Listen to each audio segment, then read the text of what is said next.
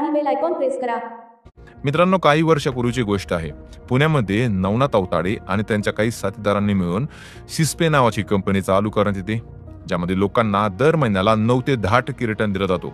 ही company थोडे दिवस काम करते, त्यानंतर बंद करून त्या जागेवर इन्फायनाइट बीकॉन नावाची कंपनी चालू करण्यात येते। ही वेबसाईट सुद्धा थोडे दिवस चालते, नंतर ही वेबसाईट बंद करून अशा प्रकारच्या 4-5 अजून वेगवेगळ्या वेबसाईट चालू करण्यात येतात। सगळ्या कंपन्यांचं फक्त एकच काम, ते म्हणजे दर महिन्याला 9 ते 10% रिटर्न देणे। मग आता हे सगळं चालू असताना लोकांना रिटर्न पण व्यवस्थित भेटतोय, मग नक्की गणतंय कुठं? जर तुम्ही या कंपनीमध्ये पैसे गुंतवणूक केले असतील, असं समजून की ही कंपनी खरोखर सेबी रजिस्टर्ड आहे, NSE BSE यांना लायसन भेटलेले आहेत, ही स्कीम नक्की कशा प्रकारे काम करते आणि दर महिन्याला 10% रिटर्न कसं काय भेटतात, आज या व्हिडिओमध्ये मी तुम्हाला पुराव्यासहित सगळं तुम्हाला प्रश्नांची उत्तर देणार आहे। मित्रांनो, सगळ्यात महत्त्वाचा प्रश्न म्हणजे ही कंपनी सेबी रजिस्टर्ड आहे की नाही। याचे उत्तर देण्याआधी मी तुम्हाला एक गोष्ट स्पष्टपणे सांगू इच्छितो की इन्फायनाइट बीकॉन किंवा ह्यांची जी काही कंपनी, यांच्याकडे स्वतःचा कुठलाही लायसन्स नाहीये। याचे एजंट लोक तुमच्या घरी आले असतील, तुम्हाला फोनवर सांगितलं असेल की आमची company trends investment private limited या नावाने सेबी रजिस्टर्ड आहे, आम्हाला NSE BSE चे सगळे ब्रोकरचे लायसन्स भेटलेले आहेत। पण सगळ्यात महत्त्वाची गोष्ट म्हणजे ट्रेंड्स इन्व्हेस्टमेंट आणि इन्फायनाइट बीकॉन या दोन्ही पण वेगवेगळ्या कंपन्या आहेत आणि दोन्हीचा काहीच संबंध नाहीये। आता ही कंपनी सेबी रजिस्टर्ड आहे की नाही हे ओळखायचं कसं? जास्त खोलवराची काही गरज नाही, तुम्हाला मी एकदम सोपं करून सांगतो। हे बघा, सेबी रजिस्टर्ड कंपनी कशी असते ना, ह्याचं एक तुम्हाला उदाहरण दाखवतो। हे बघा, ही आहे एंजल वन कंपनीची वेबसाईट। स्टॉक मार्केटमध्ये ट्रेडिंग करत असणाऱ्या सगळ्यांना ही कंपनी नक्कीच माहिती असेल।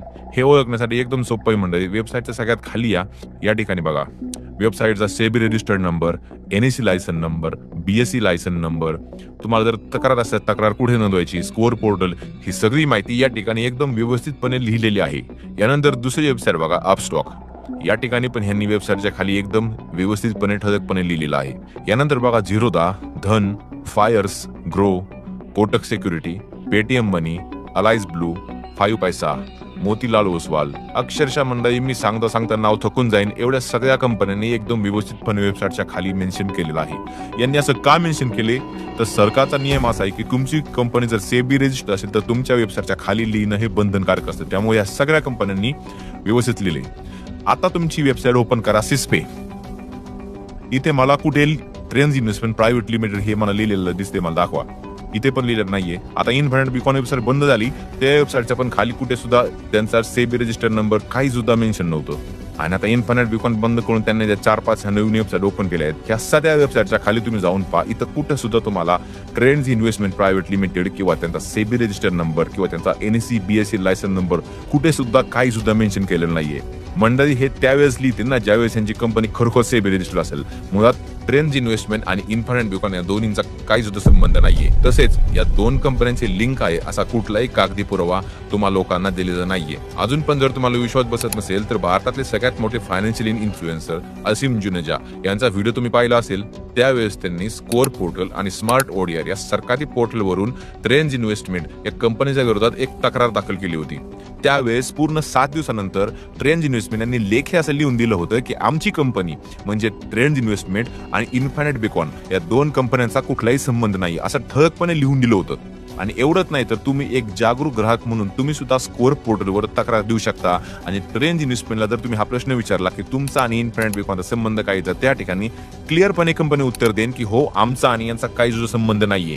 यापेक्षा मोठा पुरावा अजून काही होऊच शकत नाही। या कंपनीत काम करणारे लोक किंवा या कंपनीचे डायरेक्टर नवनाथ अवताडे, तुम्ही जर का हा व्हिडिओ स्वतः पाहत असाल तर एक सामान्य नागरिक म्हणून मी तुम्हाला एक ओपन चॅलेंज देतो की जर तुमच्यामध्ये हिंमत असेल आणि जर तुमची कंपनी खरोखर सेबी रजिस्टर्ड असेल तर तुम्ही तुमच्या वेबसाईटच्या खाली बाकीच्या कंपन्यांप्रमाणे तुमचे सेबी रजिस्टर्ड नंबर, तुमचे NSE BSE चे सगळे लायसन्स नंबर आणि तुमचे जेवढे काय लायसन्स आहेत, जेवढे काय सर्टिफिकेट आहे, तुमच्या वेबसाईटवर तुम्ही अपलोड करा जर तुमची कंपनी खरोखर सेबी रजिस्टर्ड असेल तर।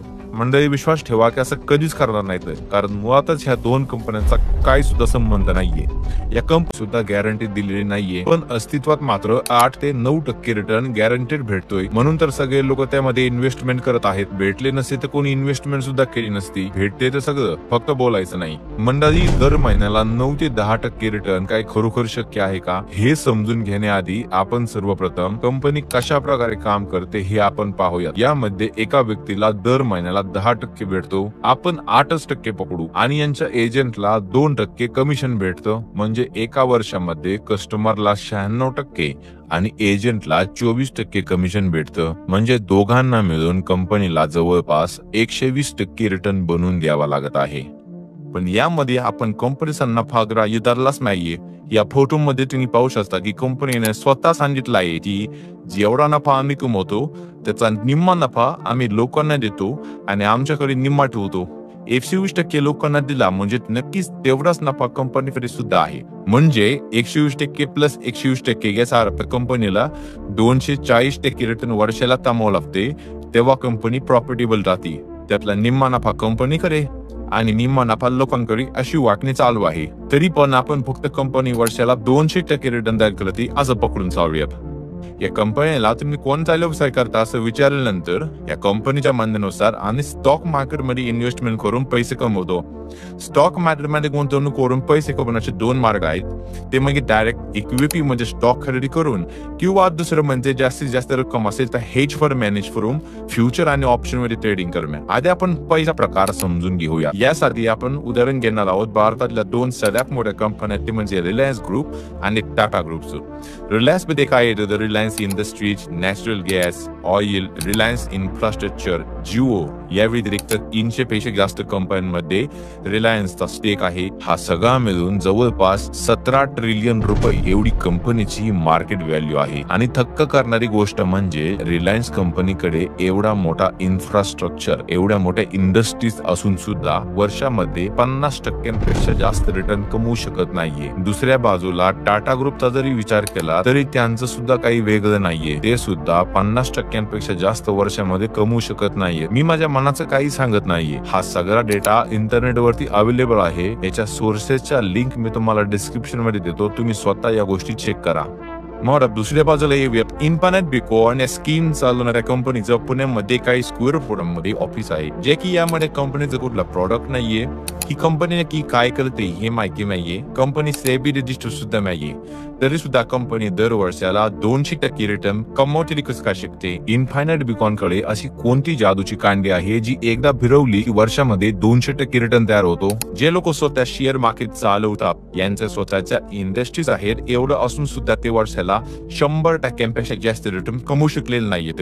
हे लोक इन्फिनिट बिटकॉइन पेक्षा कितीतरी पटीने मोठे आहेत तरी त्यांना हे काम जमलेलं नाहीये. मी असं कधीच म्हणणार नाही की कुठलाच शेअर वर्षामध्ये 100% जास्त रिटर्न देऊ शकणार नाही.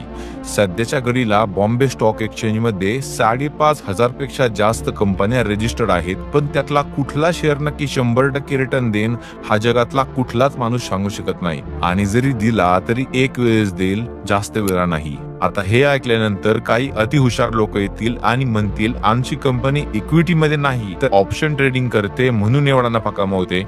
चला तर तुमचा तो पण गैरसमज दूर करूया. ऑप्शन ट्रेडिंग मध्ये कोण कोण येतं? तर वैयक्तिक ट्रेडर आणि इन्स्टिट्यूशनल इन्व्हेस्टर आणि हेज फंड मॅनेज करणारे ऑपरेटर. भारतामध्ये 90% जास्त ट्रेडर हे ऑप्शन ट्रेडिंग करून लॉस मध्ये आहेत. हा रिपोर्ट स्वतः सेबीने दिलेला आहे. युट्यूब वरती जाऊन तुम्ही पाहू शकता की ऑप्शन ट्रेडिंग करून लोक बर्बाद झालेले आहेत. ऑप्शन ट्रेडिंग करून कोणी सुद्धा हमखास नफा कमवू शकत नाहीये. 1-2 वेळा कमवतील पण पुढल्याच ट्रेड मध्ये सगळे पैसे लॉस मध्ये गेलेले आहेत.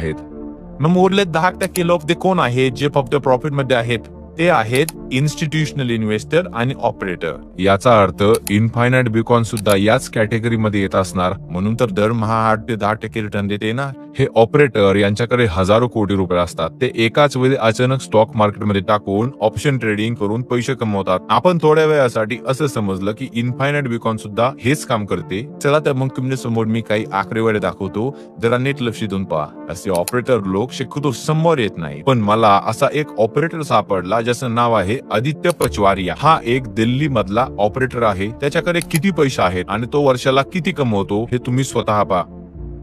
आज तक जो सबसे बड़ा ट्रेडर आप लोगों ने देखा है वो कितना बड़ा है?